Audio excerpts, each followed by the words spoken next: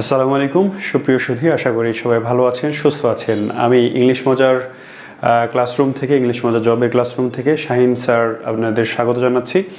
আপনারা সবাই জানেন যে গতকাল 47তম বিসিএসের প্রিলিমিনারি পরীক্ষা অনুষ্ঠিত হয়েছে। আপনারা হয়তো অনেকেই সেই পরীক্ষা দিয়েছেন। যারা পরীক্ষা দিয়েছেন এবং এই মুহূর্তে আমার সাথে আছেন, একটু জানাবেন যে আপনাদের পরীক্ষা কেমন হয়েছে এবং কত থাকছে কেটে ছেটে আপনাদের একটু জানাবেন। তো আমি এই মুহূর্তে আপনার সামনে জিকে এই অংশের সলভ নিয়ে হাজির হলাম। আপনারা জানেন যে প্রশ্ন মোটামুটি কঠিন হয়েছে 47তম বিসিএসের, এবং জিকেও এর ব্যতিক্রম ঘটেনি। জিকেতে বাংলাদেশ বিষয়াবলীর তুলনামূলক আন্তর্জাতিকটা আর একটু বেশি কঠিন হয়েছে। তো এই মুহূর্তে আমরা জেনে নিব যে জিকে থেকে বাংলাদেশ বিষয়াবলীর 30টা প্রশ্ন এবং আন্তর্জাতিক বিষয়াবলীর যে 20টা প্রশ্ন, মোট 50টা প্রশ্ন ছিল সাধারণ জ্ঞান থেকে। সেই সাধারণ জ্ঞানের 50টা প্রশ্নের সঠিক উত্তর জেনে নিব। কিছু প্রশ্নের উত্তর নিয়ে দ্বিধাদ্বন্দ্ব অনেকের মধ্যে আছে, হ্যাঁ, তর্ক বিতর্ক এখনও চলছে। তো আমরা দেখি আসলে আমি যে সলিউশনটা আপনাকে দিচ্ছি সেই অনুযায়ী আপনার কয়টা হয় সেটা একটু আপনিও মিলিয়ে নেবেন। তাহলে শুরু করব, এবং প্রথম প্রশ্ন আমরা খুবই প্রথম প্রশ্নটা কনফিউজিং বলেই আমি মনে করি, কারণ যারা খুব ডিপলি পড়েননি তারা হয়তো দ্বিজাতি তত্ত্ব এটা বলতে মোহাম্মদ আলী জিন্নাই দিয়েছেন। কারণ দ্বিজাতি তত্ত্ব এই কথাটা বললেই আমরা সেই ছোটবেলা থেকে শুনে আসছি দ্বিজাতি তত্ত্বের জনক মোহাম্মদ আলী জিন্না। তো প্রথম প্রশ্ন বলা হচ্ছে যে কোন মুসলিম চিন্তাবিদ প্রথম দ্বিজাতি তত্ত্ব সম্পর্কে স্পষ্ট ধারণা দেন। হ্যাঁ, এখন এখানে হয়তো অনেকে কনফিডেন্সের সঙ্গেই মোহাম্মদ আলী জিন্না অ্যান্সার করেছেন, অনেকে আবার কনফিউশনে পড়েছিলেন। যারা একটু পড়েছেন যে আল্লামা ইকবাল দ্বিজাতি তত্ত্বের কথা বা হিন্দু মুসলিমের আলাদা রাষ্ট্রের কথা বলেছিলেন, তাহলে উনি নাকি জিন্না, এই নিয়ে হয়তো অনেকের মধ্যে কনফিউশন কাজ করেছে। তো স্পষ্ট করেন প্রথম এই দ্বিজাতি তত্ত্ব প্রথম স্পষ্ট করেছিলেন কিন্তু আল্লামা ইকবাল। সালটা ছিল 1930 সালের 29 ডিসেম্বর। 29 ডিসেম্বর 1930 মুসলিম লীগের 25তম সম্মেলন হচ্ছিল লাহোরে। হ্যাঁ, 25তম সম্মেলনে 1930 সালের 29 ডিসেম্বর অল ইন্ডিয়ান মুসলিম লীগের যে 25তম সম্মেলন হয়েছিল লাহোরে, সেখানে তিনি প্রথম এই আল্লামা ইকবাল প্রথম টু নেশনস থিওরি এনেছিলেন, এবং এটা সম্পর্কে তিনি স্পষ্ট ব্যাখ্যা দিয়েছেন যে ভারতীয় উপমহাদেশে বা ভারতে যেহেতু দুইটা বৃহত্তর জাতি বসবাস করে, হিন্দু এবং মুসলিম, তো এই দুইটা জাতির জন্য আসলে আলাদা রাষ্ট্র হওয়া উচিত, এবং এই থিওরিটাকেই রাজনৈতিকভাবে প্রতিষ্ঠিত করেন মোহাম্মদ আলী জিন্না 1939 সালে। হ্যাঁ, 1930 সালে আল্লামা ইকবাল বলেছেন, আর জিন্না এটাকে রাজনৈতিকভাবে প্রতিষ্ঠিত করেন 1939 সালে, যেটা 1940 সালে লাহোর প্রস্তাবের মাধ্যমে উত্থাপিত হয়েছিল। আশা করি বুঝতে পেরেছেন। পরের প্রশ্ন হচ্ছে কোন বছর পাকিস্তান সরকার বাংলাকে অন্যতম রাষ্ট্রভাষা হিসেবে স্বীকৃতি দেয়? এখন রাষ্ট্রভাষার কথা, ভাষা আন্দোলনের কথা আসলেই আমরা 1952 সালই বুঝি, কিন্তু দেখেন ভাষা আন্দোলন শুধু 52-র মধ্যে সীমাবদ্ধ ছিল না। মূলত পাকিস্তান রাষ্ট্রের জন্মের আগেই আনুষ্ঠানিকভাবে 1947 সালের 15ই আগস্ট 14ই আগস্ট যখন পাকিস্তানের জন্ম হলো, তারও আগে ভাষা নিয়ে দ্বন্দ্ব চলছিল, কথা হচ্ছিল। ঠিক আছে, তো ভাষা আন্দোলন মূলত শুরু হয়েছিল 1947 সালে, এবং এর একেবারেই সার্থকতা বা পরিসমাপ্তি ঘটেছিল 1956 সালে। 1956 সালে যখন পাকিস্তানের সংবিধানে বাংলাকে উর্দুর পাশাপাশি অন্যতম রাষ্ট্রভাষা হিসেবে স্বীকৃতি দেওয়া হয়, তখনই এই ভাষা আন্দোলনের সমাপ্তি ঘটেছিল। আর মাঝখানে 1952 সালে যে ঘটনাটা ঘটেছিল, 52 সালে মিছিলে পুলিশের গুলিতে 7 জন শহীদ হয়েছিলেন, এবং এইটা 52 সালে ভাষা আন্দোলনটা চরম বা চূড়ান্ত পর্যায়ে গিয়ে পৌঁছেছিল, যার সার্থকতা আসে 1956 সালে। 1956 সালের 23 মার্চ 1956 সালের 23 মার্চ পাকিস্তানের সংবিধান প্রণীত হয়, কার্যকর হয়, এবং এর মাধ্যমে পাকিস্তান সরকার বাংলাকে অন্যতম রাষ্ট্রভাষা হিসেবে স্বীকৃতি দেয়? পরের প্রশ্ন হচ্ছে তমদ্দুন মজলিসের নেতা জনাব আবুল কাশেম ঢাকা বিশ্ববিদ্যালয়ের কোন বিষয়ের শিক্ষক ছিলেন? দেখেন এটাও কিন্তু ভাষা আন্দোলন থেকে এসছে। যারা ভাষা আন্দোলনে একটু পড়ে গিয়েছিলেন তারা কিন্তু এই কয়েকটা প্রশ্নের সফল উত্তর দিতে পেরেছেন। তাহলে আবুল কাশেম তিনি ঢাকা বিশ্ববিদ্যালয়ের পদার্থবিজ্ঞান বিভাগের শিক্ষক ছিলেন এবং তিনি 1947 সালের 1 বা 2 সেপ্টেম্বর 1 বা 2 সেপ্টেম্বর একটু পরিষ্কার করে লিখি, 1 কোনো মতে 2 সেপ্টেম্বর এই 1947 সাল 1947 সালের বাংলাপিডিয়ার তথ্য অনুযায়ী তমদ্দুন মজলিস গঠিত হয়েছিল 1947 সালের 1 সেপ্টেম্বর। আর যে গেজেট, সরকারি গেজেট, সেটা অনুযায়ী 1947 সালের 2 সেপ্টেম্বর তমদ্দুন মজলিস গঠন করেছিলেন অধ্যাপক আবুল কাশেম। তিনি ঢাকা বিশ্ববিদ্যালয়ের পদার্থবিজ্ঞান বিভাগের শিক্ষক ছিলেন এবং এটি একটি সাংস্কৃতিক সংগঠন ছিল যা একসময় ভাষা আন্দোলনের সংগঠনে পরিণত হয়েছিল। 4 নম্বর প্রশ্ন, স্বাধীন বাংলা বেতার কেন্দ্রের জনপ্রিয় অনুষ্ঠান জল্লাদের দরবার এর রচয়িতা কে ছিলেন? দেখেন জল্লাদের দরবার, স্বাধীন বাংলা বেতার কেন্দ্র, চরমপত্র, এগুলো আসলেই এম.আর. আক্তার মুকুলের কথা চলে আসে। এবং দেখেন সব কিন্তু কনফিউজিং প্রশ্ন অধিকাংশই। এখানে অনেকেই শিওর হয়ে এম.আর. আক্তার মুকুল পূরণ করেছেন হয়তো, কিন্তু এম.আর. আক্তার মুকুল ছিলেন এই অনুষ্ঠানের উপস্থাপক। আরেকটা জল্লাদের দরবার, এইটার পাশাপাশি চরমপত্র নামে আরও একটা অনুষ্ঠান হতো যেটার উপস্থাপক ছিলেন এম.আর. আক্তার মুকুল, কিন্তু জল্লাদের দরবার এইটার রচনাকারী ছিলেন কল্যাণ মিত্র। ঠিক আছে, কল্যাণ মিত্র এই জল্লাদের দরবারে তিনি ইয়াহিয়া খানকে কেল্লা ফতে খান হিসেবে উপস্থাপন করেছেন। তাহলে আমরা 4-এর সঠিক অ্যান্সার নিচ্ছি কল্যাণ মিত্র। এর পরেরটা হচ্ছে কোন তারিখে আসাদুজ্জামান পুলিশের গুলিতে শহীদ হন? এই প্রশ্ন এসেছে 1969 সালের গণ অভ্যুত্থান থেকে। 1969 সালের গণ অভ্যুত্থানে 4 জন শহীদ হন, 4 জন মানুষ শহীদ হন। এর মধ্যে শহীদ আসাদও ছিলেন একজন। আসাদ, এনাকে নিয়ে শামসুর রহমান কবিতা লিখেছেন আসাদের শার্ট। ঠিক আছে, তো শহীদ আসাদ 24 জানুয়ারি 1969 সালের 24 জানুয়ারি তিনি শহীদ হয়েছিলেন। এদিকে আরেকটা তারিখ আমরা দেখতে পাচ্ছি 1969 সাল 20 জানুয়ারি, আর 24 জানুয়ারি শহীদ হয়েছিলেন মতিউর রহমান।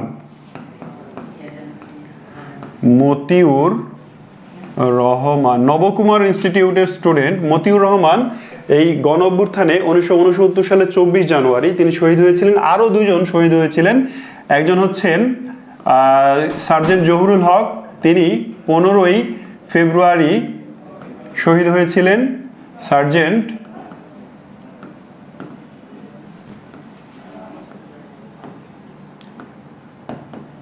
জহুরুল হক। এছাড়া 18ই ফেব্রুয়ারি আরও একজন মানুষ শহীদ হয়েছিলেন, তিনি হচ্ছেন ডক্টর শামসুজ্জোহা। আমি সংক্ষেপে জোহা লিখলাম, জোহা স্যার লিখলাম। রাজশাহী বিশ্ববিদ্যালয়ের অধ্যাপক ডক্টর শামসুজ্জোহা, তিনি 18ই ফেব্রুয়ারিতে শহীদ হয়েছিলেন। তাহলে 1969 সালের গণ অভ্যুত্থানে 4 জন শহীদ হয়েছিলেন। 20 জানুয়ারি আসাদ শহীদ হন, 24 জানুয়ারি মতিউর রহমান, 15ই ফেব্রুয়ারি সার্জেন্ট জহুরুল হক এবং 18ই ফেব্রুয়ারি স্যার শামসুজ্জোহা শহীদ হয়েছিলেন। পরেরটা হচ্ছে ঢাকা প্রকাশ সাপ্তাহিক পত্রিকাটি প্রথম সম্পাদক কে ছিলেন? দেখেন ঢাকা প্রকাশ হচ্ছে ঢাকা থেকে প্রকাশিত প্রথম সংবাদপত্র। ঢাকা থেকে প্রকাশিত প্রথম সংবাদপত্র হচ্ছে এই ঢাকা প্রকাশ। তো ঢাকা প্রকাশ প্রকাশিত হয়েছিল 1961 সালে। ঢাকা প্রকাশ 1961 সালে ঢাকা থেকে প্রকাশিত হয়েছিল, যা ঢাকা থেকে প্রকাশিত হওয়া প্রথম সংবাদপত্র। এই সংবাদপত্রের সম্পাদক ছিলেন কৃষ্ণচন্দ্র মজুমদার। আপনারা হয়তো একটা কবিতা বা একটা প্রবাদ শুনে থাকেন, যেজন দিবসে মনের হরষে জ্বালায় প্রদীপ বাতি, আশুগৃহে তার দেখিবে না নিশীতে প্রদীপ ভাতি। এই লাইনটা নিশ্চয়ই এই কবিতাটা শুনেছেন। এরকম আরো অনেক কবিতা আছে যার মানে স্রষ্টা এই কৃষ্ণচন্দ্র মজুমদার, কিন্তু তার কিন্তু জীবনধর্মী বাস্তবধর্মী অনেক কবিতা আছে। তো যাই হোক, এই কৃষ্ণচন্দ্র মজুমদার ছিলেন ঢাকা প্রকাশের সম্পাদক। আচ্ছা, আমরা আরেকটা দেখি, সেরিকালচার বলতে কি বোঝায়? সেরিকালচার বলতে আসলে রেশম পোকা চাষ এটাকে বোঝায়। এছাড়া আরো অনেক কিন্তু কালচার আছে, যেমন হচ্ছে ধরেন পিসি কালচার। পিসি কালচার বলতে বোঝায় মৎস্য চাষ। পিসি কালচার মানে কি, আমি কালচার লিখলাম না, শুধু পিসি লিখলাম। পিসি কালচার মানে হচ্ছে মৎস্য চাষ। তারপরে আছে এপি কালচার। এপি কালচার মানে হচ্ছে মৌমাছি চাষ। এছাড়া আছে এভি কালচার। এভি কালচার মানে হচ্ছে পাখি পালন। এছাড়া আছে প্রন কালচার। হ্যাঁ, প্রন কালচার আছে, এটা হচ্ছে আপনার ঝিনুক চাষ। এরকম আরো বেশ কিছু কালচার আছে, মানে বৈজ্ঞানিক উপায়ে চাষাবাদের পদ্ধতি হচ্ছে এগুলো। তাহলে সেরিকালচার বলতে রেশম পোকা চাষ। আপনারা সবাই নিশ্চয়ই জানেন যে রেশম পোকা বাংলাদেশের রাজশাহী এবং চাঁপাইনবাবগঞ্জে ব্যাপক হারে চাষ করা হয়।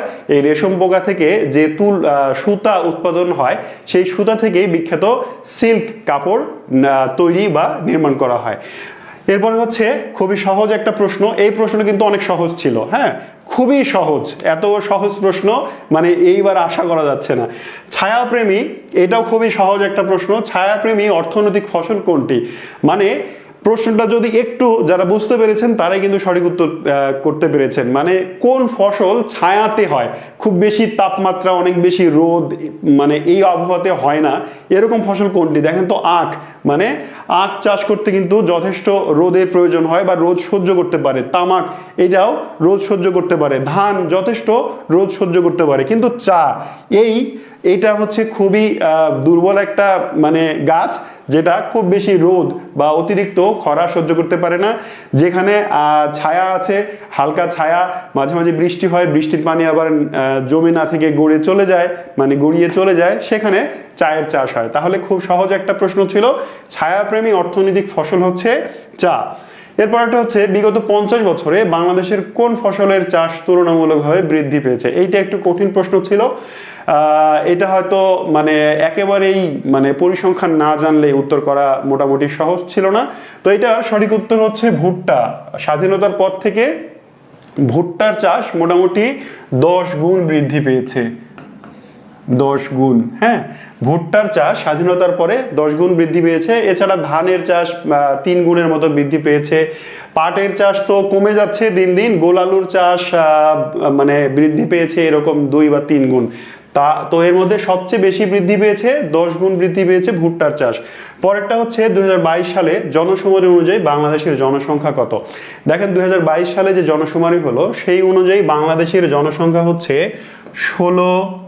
16 লাখ, হ্যাঁ, 16,98,000, তারপরে 16 কোটি, আমি ভুল করেছি, 16,98,911 জন। তো এইটাকে আমি যদি বলি প্রায় 17 কোটি, তাহলেই তো ঠিক হচ্ছে, তাই না? 16,98,00,000 মানে প্রায় 17 কোটি বাংলাদেশের জনগণ। কি অনুসারে? 2022 সালে যে জনশুমারি হলো সেইটা অনুসারে। এরপরে 11 নম্বর হচ্ছে ক্ষুদ্র ঋণ কার্যক্রম। বাংলাদেশের গ্রামীণ অর্থনীতিতে প্রধানত কি করে? এইটা নিঃসন্দেহে একটা জটিল প্রশ্ন এবং এর উত্তর আসলে খুবই কনফিউজিং। প্রথমটা বলা হচ্ছে দারিদ্র্য হ্রাস করে, ভিক্ষাবৃত্তি হ্রাস করে, নারীর অংশগ্রহণ বৃদ্ধি করে, নাকি নারীর অংশগ্রহণ বৃদ্ধি করে, নাকি নারীর অংশগ্রহণ হ্রাস করে। তো এই দুইটা অপশন আমরা নির্দ্বিধায় বাদ দিয়ে দিতে পারি যে এই দুইটা হওয়ার কোনো সম্ভাবনা নেই। এবার দারিদ্র হ্রাস করে আর নারীর অংশগ্রহণ বৃদ্ধি করে, দুইটাই উত্তর হতে পারে। তবে বাংলাদেশ সরকারের ক্ষুদ্র ঋণ কার্যক্রম নীতিমালা 2019 অনুযায়ী, ক্ষুদ্র ঋণ কার্যক্রম নীতিমালা 2019 সালে যে নীতিমালা ঘোষণা করা হয়েছে, সেখানে স্পষ্ট করে বলা আছে যে নারীর অংশগ্রহণ বৃদ্ধি এর উদ্দেশ্য। তাহলে ক্ষুদ্র ঋণ কার্যক্রম বাংলাদেশের অর্থনীতিতে, গ্রামীণ অর্থনীতিতে কি করে? নারীর অংশগ্রহণ বৃদ্ধি করে। এটাই সঠিক উত্তর। আচ্ছা, বর্তমানে পৃথিবীর কোন দেশে বেশি প্রবাসী বাংলাদেশি কর্মরত রয়েছে? মানে বাংলাদেশের মানুষ বিভিন্ন দেশে গিয়ে যে কাজ করছে, শ্রমিক ভিসাই হোক বা যে কোনো ভিসাই হোক, বাংলাদেশের মানুষ যে জনশক্তি হিসেবে বাইরে কাজ করছে তার মধ্যে সবচেয়ে বেশি আছে সৌদি আরবে 5 লক্ষ প্লাস। বাংলাদেশের মানুষের মধ্যে 5,26,000 প্লাস মানুষ সৌদি আরবে কাজ করছে। এছাড়া মালয়েশিয়ায় মোটামুটি 2.5 লাখের মতো, সংযুক্ত আরব আমিরাতে প্রায় 85,000-এর মতো মানুষ কাজ করছে। তাহলে সবচেয়ে বেশি কর্মরত আছে সৌদি আরবে। পরেরটা হচ্ছে বাংলাদেশের মতো উন্নয়নশীল দেশগুলোর ক্ষেত্রে মূল্যস্ফীতির সহনীয় মাত্রা কত। বিশ্বব্যাংক একটা মাত্রা নির্ধারণ করে দিয়েছে যে তৃতীয় বিশ্বের যে দেশগুলো, সেই দেশগুলোর মূল্যস্ফীতি 6 থেকে 8% পর্যন্ত স্বাভাবিক বা সহনীয়। এর বেশি যদি হয়, 6 থেকে 8%-এর বেশি যদি হয়, তাহলে এই অঞ্চলের দারিদ্রতা আরো বৃদ্ধি পাবে। তারপরে হচ্ছে দ্রব্যমূল্যর ঊর্ধ্বগতি আরো মানে চরম আকার ধারণ করবে। এরকম কিছু পরিসংখ্যান আছে যেটা বিশ্বব্যাংক কর্তৃক নির্ধারিত। তাহলে বাংলাদেশের মতো উন্নয়নশীল দেশগুলোর ক্ষেত্রে মূল্যস্ফীতির সহনীয় মাত্রা হলো 6 থেকে 8%। পরেরটা হচ্ছে বাংলাদেশের ব্যাংকের রিজার্ভ থেকে চুরি করা অর্থ পাচার করা হয় কোথায়। ঘটনাটা ঘটেছিল 2016 সালে। ঘটনাটা কখন ঘটেছিল? 2016 সালে বাংলাদেশ ব্যাংকের রিজার্ভ রাখা ছিল আমেরিকার federal reserve bank of new York, এই ব্যাংকে রাখা ছিল। সেখান থেকে 2016 সালে হ্যাকাররা বাংলাদেশের এই সিস্টেম হ্যাক করে 101 মিলিয়ন ডলার চুরি করে। সেই চুরি করা অর্থের 20 মিলিয়ন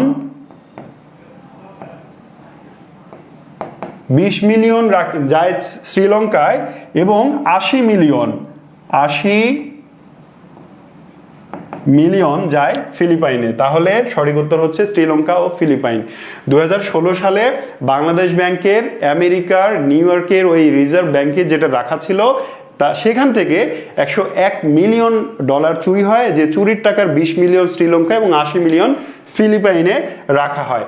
এরপরেরটা হচ্ছে অর্থ পাচারের কারণ নয় কোনটি। মানে মানুষ অর্থ পাচার করে কি কি কারণে, একটু চিন্তা করি তাহলেই এর সঠিক উত্তর বের হয়ে আসবে। অবৈধভাবে উপার্জিত অর্থ গোপন করা, এটা কি অর্থ পাচারের একটা কারণ না? অবশ্যই। আমি অবৈধভাবে ট্যাক্স ফাঁকি দিয়ে বা দুর্নীতি করে, স্মাগলিং করে অনেক টাকা ইনকাম করেছি, এগুলো হচ্ছে অবৈধ টাকা। এই অবৈধ টাকা গোপন করার জন্য আমি অর্থ পাচার করব, তাহলে এইটা হতে পারে না। পরেরটা হচ্ছে কর ফাঁকি না দেওয়া, মানে আমি টাকা ইনকাম করেছি এবং কর ফাঁকি মানে দিব না বলে পাচার করছি, এরকম আসলে নয়। আসলে এইটাই সঠিক উত্তর। পরেরগুলো দেখি কোম্পানির মুনাফা লুকানো। কোম্পানির মুনাফা লুকানোর জন্য কিন্তু মানুষ অর্থ পাচার করে। বাংলাদেশে যে বড় বড় কোম্পানিগুলো আছে, সেই প্রত্যেকটা কোম্পানি তাদের মুনাফা লুকানোর জন্য অর্থ কিন্তু পাচার করে। আমরা এস আলম গ্রুপ সেই একটা একেবারে জলজ্যান্ত উদাহরণ আমরা কিন্তু দেখতে পাই। এছাড়া বাংলাদেশের আরো কিন্তু অনেক কোম্পানি আছে। এস আলম গ্রুপ ধরা খেয়েছে তাই, এছাড়া অনেক কোম্পানি আছে। তার মানে কোম্পানির মুনাফা লুকানোর জন্য অর্থ পাচার করা হয়। দেশের বিনিয়োগ পরিস্থিতি না থাকা, দেশে আমার টাকা আছে কিন্তু বিনিয়োগের কোনো পরিবেশ নেই, তাহলেও আমি কিন্তু অর্থ পাচার করতে পারি। তার মানে সঠিক উত্তর হচ্ছে কর ফাঁকি না দেয়া, এইটা হচ্ছে অর্থ পাচারের কারণ নয়। 16 নম্বর, বাংলাদেশের কোন দুটি দেশ হতে সিংহভাগ সয়াবিন তেল আমদানি করে? 2025 সালের হিসাব অনুযায়ী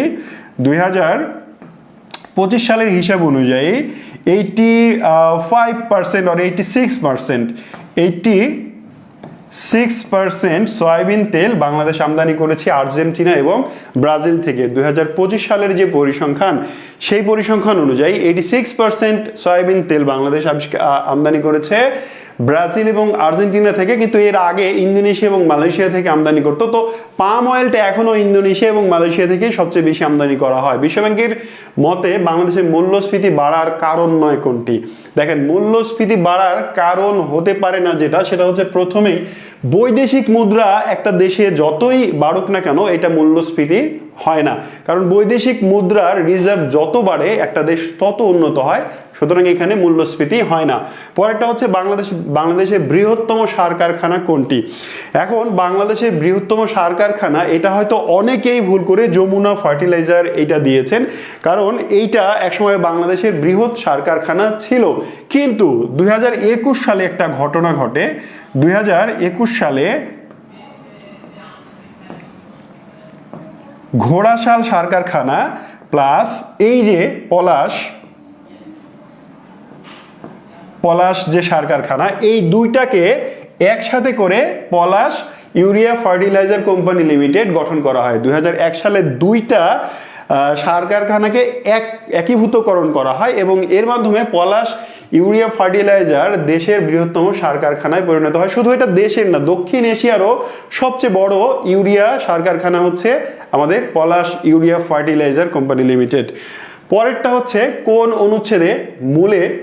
অনুচ্ছেদ মূলে বাংলাদেশের সংবিধানের মৌলিক বিধানাবলী পরিবর্তন যোগ্য নয়? হ্যাঁ, এটা সংবিধানের একটা প্রশ্ন। দেখেন, বাংলাদেশ সংবিধানের 7 নম্বর অনুচ্ছেদে কয়েকটা বিষয় আছে। মূল 7 অনুচ্ছেদে বলা হয়েছে যে মৌলিক বিধানাবলী হচ্ছে যে সংবিধানের প্রাধান্য, 7-এ বলা হয়েছে সংবিধানের প্রাধান্য। 7-এর কতে বলা হচ্ছে যে সংবিধানের যে বিধান আছে এটা স্থগিত বা বাতিলকরণের অপরাধ, সেটা বলা হয়েছে। আর 7-এর খতে বলা হয়েছে মৌলিক বিধানাবলী পরিবর্তনযোগ্য নয়, অপরিবর্তনীয়। মৌলিক বিধানাবলী বাংলাদেশ সংবিধানে যা আছে তা পরিবর্তন করা যাবে না, এটা বলেছে 7-এর খ অনুচ্ছেদে। আচ্ছা, এরপরে বাংলাদেশের সংবিধানের রক্ষাকর্তা কে? খুবই সহজ একটা প্রশ্ন। বাংলাদেশের সংবিধানের রক্ষাকর্তা, ব্যাখ্যাকারী এবং অভিভাবক। রক্ষাকর্তাই শুধু নয়, রক্ষাকর্তা প্লাস ব্যাখ্যা প্রদানকারী প্লাস অভিভাবক। অভিভাবক হচ্ছে সুপ্রিম কোর্ট এবং এটা সংবিধানেই কিন্তু বলা হয়েছে। আচ্ছা, আপনারা অনেকেই অ্যান্সার দিচ্ছেন 8-এর গ, 7-এর ক। আচ্ছা, 8 7-এ আছেন কেন আপনারা? আমি তো আচ্ছা 18 তো চলে এসছেন, 18 19, আমি এখন 20 পার করে ফেললাম। আপনারা আর একটু দ্রুত অ্যান্সার করেন। হ্যাঁ, আচ্ছা, আমরা যাই 21 নম্বরে। 21 নম্বর হচ্ছে তত্ত্বাবধায়ক সরকার ব্যবস্থা পুনঃপ্রবর্তনের জন্য সংবিধানের যে সংশোধন বাতিল করতে হবে। দারুণ একটা প্রশ্ন। এই প্রশ্নটা আমার খুবই পছন্দ হয়েছে। প্রশ্নটা সুন্দর করে ঘুরিয়ে করা হয়েছে। আপনারা সংবিধানের সংশোধনী নিশ্চয়ই পড়েছেন যারা পরীক্ষা দিয়েছেন। তো সংবিধানের সংশোধনীতে তত্ত্বাবধায়ক সরকার এই ব্যবস্থাটা প্রথম চালু করা হয়েছিল। তত্ত্বাবধায়ক সরকার চালু করা হয় সংবিধানের 13তম সংশোধনের মাধ্যমে। সংবিধানের 13 বা 13তম সংশোধনীর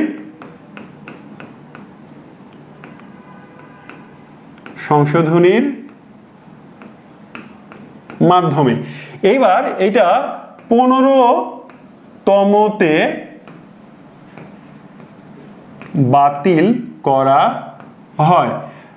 তত্ত্বাবধায়ক সরকার ব্যবস্থাতে চালু করা হলো 13তম সংশোধনীতে, এই ব্যবস্থাটা এসে বাতিল করা হয় 15তম সংশোধনীতে। এইবার যদি এই ব্যবস্থাকে আবার নিয়ে আসতে হয় তাহলে কত নাম্বার সংশোধনীকে বাতিল করতে হবে আবার? এটাই হচ্ছে প্রশ্ন। তাহলে অবশ্যই 15তম, যেহেতু পঞ্চদশ বা 15তম সংশোধনীর মাধ্যমে যেহেতু এটা বাতিল করা হয়েছিল, সুতরাং অবশ্যই এটা 15তম বাতিল করলে আবার চালু করা সম্ভব। আচ্ছা, পরেরটা হচ্ছে একেবারে আমাদের রিসেন্ট থেকে এসেছে, জুলাই থেকে। জুলাই শহীদ দিবস কবে?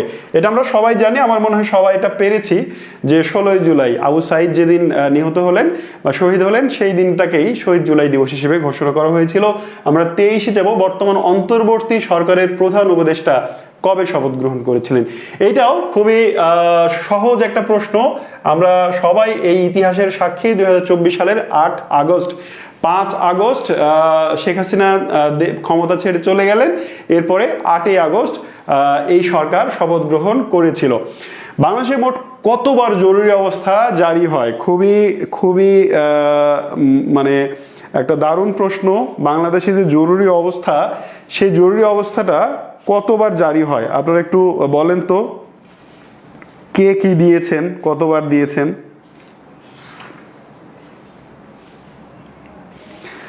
বাংলাদেশে জরুরি অবস্থা কতবার জারি হয়? আমি একটু আপনাদের কমেন্ট দেখছি, হ্যাঁ, যে কে কতবার দিয়েছেন বা বলছেন সেটা একটু আমি দেখতে চাই।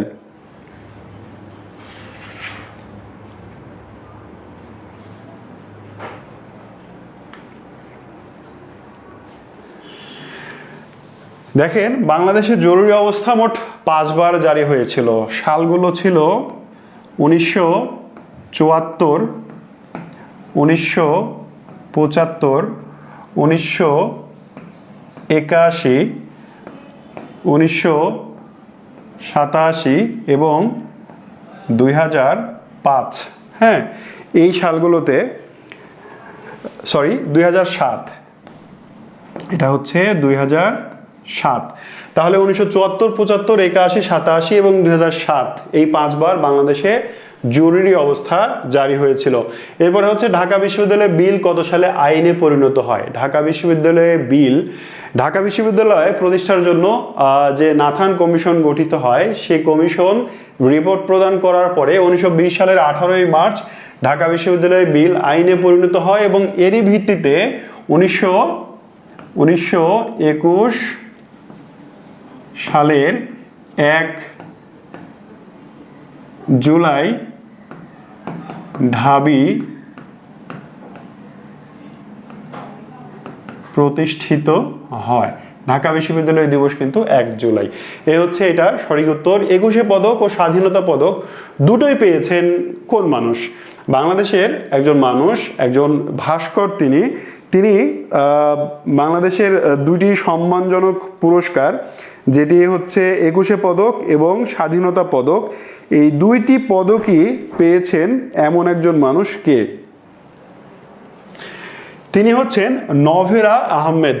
ভাস্কর নভেরা আহমেদ। তিনি 21 পদক পেয়েছেন 1997 সালে, আর স্বাধীনতা পদক পেয়েছেন এবার 2025 সালে। ঠিক আছে, এই হচ্ছে নভেরা আহমেদের পদক। বাংলাদেশের প্রশাসনিক কাঠামো কেমন? এটাও কিন্তু খুব সহজ একটা প্রশ্ন, একটু চিন্তা করলেই মাথা খাটিয়ে এটার সঠিক উত্তর পাওয়া সম্ভব।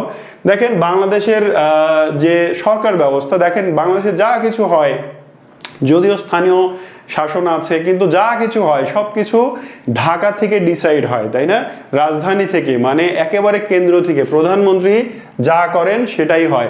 সুতরাং বাংলাদেশের সরকার বা প্রশাসনিক কাঠামো হচ্ছে কেন্দ্রীভূত।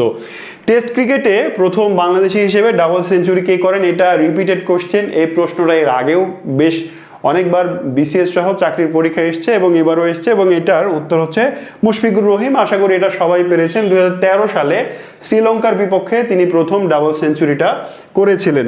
29 নম্বর প্রশ্ন, 1975 সালের একদলীয় শাসন ব্যবস্থায় কোন পত্রিকাটি নিষিদ্ধ ছিল? এটা খুবই সুন্দর একটা প্রশ্ন। 1975 সালে যে বাকশাল প্রতিষ্ঠিত হয়েছিল সংবিধানের 4র্থ সংশোধনীর মাধ্যমে, বাকশাল প্রতিষ্ঠিত হলো। বাকশালের পূর্ণরূপ নিশ্চয়ই জানা আছে আপনাদের। বাকশালের পূর্ণরূপ হচ্ছে বাংলাদেশ কৃষক শ্রমিক জনতা লীগ। শেখ মুজিবুর রহমান সংবিধানের 4র্থ সংশোধনীর মাধ্যমে 1975 সালে এই ব্যবস্থা চালু করেছিলেন, এবং এই যে ব্যবস্থা চালু হলো, এই ব্যবস্থার বিপক্ষে মানে শক্তিশালী এবং সাহসী ভূমিকা পালন করেছিল। আমরা জুলাই গণ অভ্যুত্থানে আমরা দেখেছি যে যমুনা টেলিভিশন কিন্তু একটা সাহসী ভূমিকা পালন করেছে, সঠিক সংবাদ পরিবেশন করার চেষ্টা করেছে।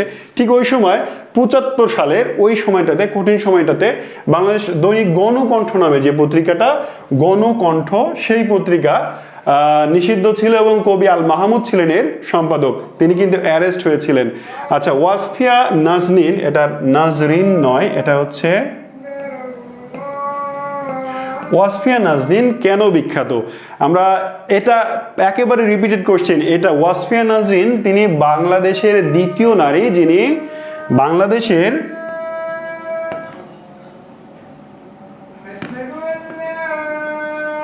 আচ্ছা আমরা লিখি দ্বিতীয় বাংলাদেশি নারী। কি বিজয়ী নারী? এভারেস্ট বিজয়ী নারী। এভারেস্ট বিজয়ী নারী এই ওয়াসফিয়া নাজনীন। 2012 সালের 26শে মে, 2012 26 মে তিনি এভারেস্টের চূড়া মানে এভারেস্টের চূড়ায় উঠেছিলেন। এর আগে নিশাত মজুমদার বাংলাদেশের প্রথম নারী যিনি এভারেস্ট জয় করেছিলেন। এরপরে তাহলে বাংলাদেশ বিষয়াবলীর 30টা কিন্তু আমরা শেষ করে ফেললাম। এবার আন্তর্জাতিক বিষয়াবলীর যে 20টি প্রশ্ন আছে সেখানে যাব আমরা, ঠিক আছে। আন্তর্জাতিক বিষয়াবলীর প্রথম প্রশ্ন আমরা দেখতে পাচ্ছি, রোম সংবিধি এর ফলে কোন সংস্থাটি প্রতিষ্ঠিত হয়েছিল? রোম সংবিধির ফলে কোন সংস্থাটি প্রতিষ্ঠিত হয়েছিল? ইন্টারন্যাশনাল কোর্ট অফ জাস্টিস নাকি ইন্টারন্যাশনাল ক্রিমিনাল কোর্ট নাকি নিচের দুইটা? আমরা সঠিক উত্তর এইটা নিই, international court of international criminal court বা আইসিসি। এটা 1998 সালে প্রতিষ্ঠিত হয়েছিল, যার ভিত্তি ছিল রোম সংবিধি। এই 32 নম্বর প্রশ্ন, কোন দেশগুলো মেডিসিন লাইন বা সীমানা দ্বারা বিভক্ত? একটু ঘুরিয়ে করেছে এই মেডিসিন লাইনে আসলে সবাইকে আসলে বিভ্রান্ত করেছে। মেডিসিন লাইনটা কি? আমি এর আগেও সাধারণ জ্ঞানের ক্লাসে আপনাদের বলেছিলাম যে লাইন সীমানার কিন্তু একটা ক্লাস নিয়েছিলাম, সেখানে বলেছিলাম 49 ডিগ্রি অক্ষরেখা 49 ডিগ্রি অক্ষরেখা, যার আরেকটা নাম হচ্ছে মেডিসিন লাইন। এটা আমেরিকা এবং কানাডার মধ্যে সীমানা নির্ধারণ করেছে, ঠিক আছে। এছাড়া কিন্তু 38 ডিগ্রি অক্ষরেখা, 17 ডিগ্রি অক্ষরেখা এগুলোও কিন্তু দেশের সীমানা, তবে এটা আমেরিকার না। 38 ডিগ্রি অক্ষরেখা উত্তর কোরিয়া, দক্ষিণ কোরিয়া, 17 ডিগ্রি অক্ষরেখা উত্তর ও দক্ষিণ ভিয়েতনাম, এভাবে কিন্তু আমি পড়িয়েছিলাম। সো এটার অ্যান্সার হচ্ছে যুক্তরাষ্ট্র এবং কানাডা। পরেরটা হচ্ছে, বাংলাদেশ কখন নারীর বিরুদ্ধে সকল প্রকার বৈষম্য দূরীকরণ সিডও সনদে সম্মতি জানায়? সিডও সনদে বাংলাদেশ কখন সম্মতি জানায়? তো সিডও এটা হচ্ছে convention on the elimination of all forms discrimination against women, এটা হচ্ছে এর পূর্ণরূপ। এবং বাংলাদেশ 1994 সালের 6 নভেম্বর এইটাতে সম্মতি জানায়। এই সংগঠনটি 1978 সালে প্রতিষ্ঠা হয় 1978 সালে, আর কার্যকর হয় 1981 সালে। সিডও জাতিসংঘের নারীদের সুরক্ষার বিষয়ক একটা সংগঠন বা সংস্থা বা চুক্তি, যেই চুক্তিটি স্বাক্ষরিত হয়েছিল 1978 সালে এবং এই চুক্তিটি কার্যকর হয়েছিল 1981 সালে। আর বাংলাদেশ 1984 সালের 6 নভেম্বর এতে সম্মতি জানিয়েছিল। যুক্তরাষ্ট্রের পরিচালিত অপারেশন মিডনাইট হ্যামার ইরানে কবে আঘাত হানে বা হামলা করে? এটার অ্যান্সার হচ্ছে, এটা সাম্প্রতিকের একটা প্রশ্ন, 22 জুন 2025। আমরা কিছুদিন আগেই সেটা দেখেছি, যারা আপনারা সচেতন তারা এটা অবশ্যই খেয়াল করেছেন। আচ্ছা, পরের প্রশ্নটা দেখেন। পরের প্রশ্নটা হচ্ছে, ইরানের 4th পারমাণবিক সমৃদ্ধকরণ কেন্দ্রটি কোন প্রদেশে অবস্থিত? এটা একেবারে খুবই রিসেন্ট একটা প্রশ্ন, যে ইরান কিছুদিন আগে ইরানে যে হামলা চালানো হলো, একই জায়গা থেকে দুইটা প্রশ্ন এসেছে।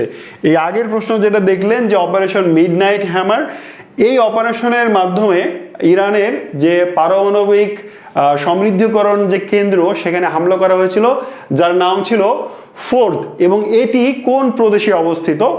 এখন এই 4টি অপশনের একটিতেও কিন্তু সঠিক উত্তর নেই। তাহলে এইটাও না, এটাও না, এটাও না। বুমেহর নামে ইরানের কোনো শহর নেই, মূলত বুশেহর নামে একটা শহর আছে। এটা মূলত সম্ভবত ইচ্ছা করে হোক আর অনিচ্ছাকৃত হোক এই বানানটা ভুল করা হয়েছে। তাহলে 4টির একটিও না, এর সঠিক উত্তর 4টির একটিও না, বরং ওই প্রদেশটির নাম হচ্ছে কোম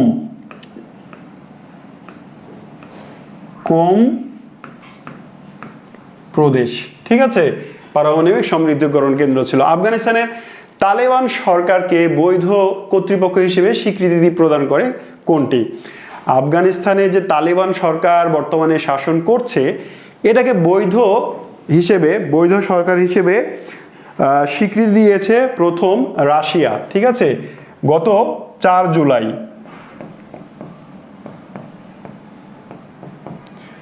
জুলাই 2025 এই তারিখে রাশিয়া আফগানিস্তানের তালেবান সরকারকে বৈধ হিসেবে স্বীকৃতি দিয়েছে। পরেরটা হচ্ছে খুবই চমৎকার একটা প্রশ্ন, the one big beautiful bill act a US হতে রেমিটেন্স প্রেরণ করতে কি পরিমাণ কর ধার্য করা হয়েছে? আমরা নিশ্চয়ই সবাই জানি যে ডোনাল্ড ট্রাম্প প্রশাসন এবার বিভিন্ন দেশে বিভিন্ন ধরনের নতুন নতুন কর আরোপ করেছেন, তাই না? বাংলাদেশের উপরে কর আরোপ করা হয়েছে, ভারতের উপরে 50% কর আরোপ করা হয়েছে, বাংলাদেশের উপরে 15% কর আরোপ করা হয়েছে। এইভাবে আলাদা দেশের উপরে কর আরোপ করার পরেও আলাদা আলাদা খাতেও আলাদা আলাদা কর আরোপ বা কর ধার্য করা হয়েছে। তো এইটার অ্যান্সার হচ্ছে 5%। ডোনাল্ড ট্রাম্পের প্রশাসন বাংলাদেশের রেমিটেন্স প্রেরণের ক্ষেত্রে, এবং রেমিটেন্সের ধরন কি, the one big beautiful bill act, এটা একটা আইনের নাম, এই আইন অনুসারে 5% রেমিটেন্স বা কর ধার্য করেছেন রেমিটেন্সের উপরে। কিয়োটো প্রোটোকলের বিষয়বস্তু কি? এখানে এটাও একটা পুরাতন প্রশ্ন, যারা আগের প্রিভিয়াস প্রশ্ন ব্যাংক পড়ে গেছেন তারা এটা পেরেছেন যে কিয়োটো প্রোটোকল, এটা কিন্তু জাপানের একটা শহর কিয়োটো, এই জাপানের কিয়োটোতে 1997 সালে এই কিয়োটো প্রোটোকল স্বাক্ষর হয় 1997 সালে। আর এই কিয়োটো প্রোটোকলটা কার্যকর হয়েছিল 2005 সালে। 2005 সালে কার্যকর হওয়া এবং 97 সালে স্বাক্ষরিত হওয়া কিয়োটো প্রোটোকল মূলত ছিল পৃথিবীতে গ্রিন হাউস গ্যাসের নির্গমন হ্রাস করা। বিশ্বের বিভিন্ন উন্নত দেশ যেমন আমেরিকা, চীন, রাশিয়া, এরা কিন্তু যে গ্রিন হাউস গ্যাস উৎপাদন করছে, মিথেন গ্যাস, ক্লোরোফ্লোরোকার্বন, সিএফসি, এইগুলো উৎপাদন করছে, এইটা যেন হ্রাস করা যায়, সেজন্য 1997 সালে জাপানের কিয়োটো নামক শহরে এই প্রোটোকলটা স্বাক্ষরিত হয়েছিল এবং 2005 সালে এটি কার্যকর করা হয়েছিল। তাহলে অ্যান্সার হচ্ছে গ্রিন হাউস গ্যাস নির্গমন হ্রাস। পরেরটা হচ্ছে বিশ্ব পরিবেশ দিবস কবে? খুবই সহজ একটা প্রশ্ন। তার মানে প্রশ্ন সলভ করতে গিয়ে এখন দেখেন প্রশ্ন কিন্তু খুব যে বেশি কঠিন তা কিন্তু নয়। পুরাতন প্রশ্ন বেশ অনেকগুলো আমরা পাচ্ছি যেগুলো আগেও এসেছে। 1972 সাল থেকে 5 জুন এইটাকে পরিবেশ দিবস হিসেবে পালন করে আসছি আমরা। 1972 সাল হতে 5 জুন পরিবেশ দিবস, এটা মনে হয় যারা চাকরির প্রিপারেশন অল্প স্বল্প শুরু করেছেন তারাও জানেন। আচ্ছা, পরেরটা হচ্ছে ক্লাইমেট ভালনারেবল ফোরাম বা সিভিএফ কবে প্রতিষ্ঠিত হয়? এইটা নিঃসন্দেহে একটা কঠিন প্রশ্ন ছিল। এই সিভিএফ 2009 সালে প্রতিষ্ঠিত হয় এবং 55টি দেশ নিয়ে এটি প্রতিষ্ঠিত হয়েছিল। 55টি দেশ নিয়ে এই সিভিএফ প্রতিষ্ঠিত হয়েছিল 2009 সালে। পরেরটা হচ্ছে ভারত ও পাকিস্তানের মধ্যে সিন্ধু নদের পানি বন্টন চুক্তি কবে সম্পাদিত হয়? এটা হয়তো অনেকেরই পারার কথা না, কারণ ভারত এবং বাংলাদেশের মধ্যে যে চুক্তি হয়েছে সেটাই হয়তো অনেকে জানেন না। সো এইটা অনেকেরই জানার কথা না, কিন্তু তারপরেও হয়তো অনেকেই সঠিক উত্তর করতে পেরেছেন। 1960 সাল ভারত এবং পাকিস্তানের মধ্যে সিন্ধু নদীর পানি বন্টন চুক্তি স্বাক্ষরিত হয় 1960 সালে। বাংলাদেশে কিন্তু গঙ্গা তিস্তার পানি বন্টন চুক্তিও ভারতের সঙ্গে আছে, কিন্তু সেগুলো কার্যকর হয়নি। আচ্ছা, পরেরটা হচ্ছে ইউএনওপিএস এর পূর্ণরূপ কি? ইউএনওপিএস এর পূর্ণরূপ হচ্ছে United Nations office for project service. ঠিক আছে, এরপরে আমরা যাব 43 নম্বর প্রশ্নে। 43 নম্বর প্রশ্ন হচ্ছে বর্তমানে অর্থনীতির ব্যাপ্তি অনুসারে বিশ্বের বৃহত্তম অর্থনৈতিক জোট কোনটি? অর্থনীতির ব্যাপ্তি অনুসারে বিশ্বের বৃহত্তম অর্থনৈতিক জোট হচ্ছে আরসিইপি। ঠিক আছে, রিজিওনাল কম্প্রিহেনশন ইকোনমিক পার্টনারশিপ এর পূর্ণরূপ হচ্ছে এটা, এবং এইটা অর্থনৈতিক ব্যাপ্তি হিসেবে সবচেয়ে বড় আর্থিক জোট। জাতিসংঘের বিশ্ব পর্যটন সংস্থা বা জাতিসংঘ পর্যটন পূর্বতন UNWTO এর সদর দপ্তর কোথায়? দেখেন, সংস্থা এবং সদর দপ্তর থেকে বিসিএস একটা প্রশ্ন এসেই থাকে, তবে সচরাচর যেই সংস্থা বা সদর দপ্তরগুলো আসে সেগুলো না এসছে একটু ভিন্ন। পর্যটন নিয়ে জাতিসংঘের একটা সংস্থা আছে যেটার সদর দপ্তর হচ্ছে স্পেনের মাদ্রিদে। স্পেনের একটা শহর মাদ্রিদ, যেখানে এই সংস্থাটির সদর দপ্তর অবস্থিত। ঠিক আছে, এবং এই সংস্থাটি 1975 সালে প্রতিষ্ঠিত হয়েছিল। 1975 সালে প্রতিষ্ঠিত হয়েছিল। এরপরে আমরা দেখি 45 নম্বর প্রশ্ন। আমরা কিন্তু ক্লাসের শেষের দিকেই আমরা 45 নম্বর প্রশ্ন এসেছি, 50টি প্রশ্ন নিয়েছি আমরা মোট, মানে 50টি সাধারণ জ্ঞানের যে প্রশ্ন থাকে সেটাই। আচ্ছা, কোন দেশটি ওপেকের সদস্য নয়? দেখেন, এর চেয়ে মনে হয় সহজ প্রশ্ন আর ছিল না বিসিএস এর এই 47 প্রশ্নের মধ্যে।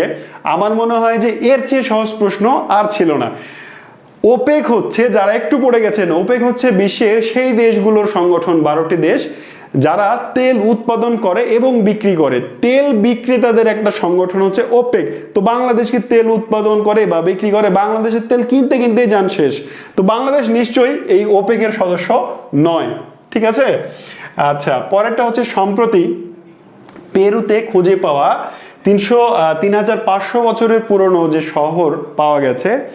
পেরুতে কিছুদিন আগে আমরা হচ্ছে আরেকটা সভ্যতার নাম শুনেছি। পেরুতে ইনকা সভ্যতা আছে। তো ইনকা সভ্যতা, পেরু হচ্ছে দক্ষিণ আমেরিকার একটা দেশ। পেরুর রাজধানী লিমা। এই পেরুর রাজধানী লিমার কাছে আরেকটা শহর যেটার নাম হচ্ছে পেনিকো।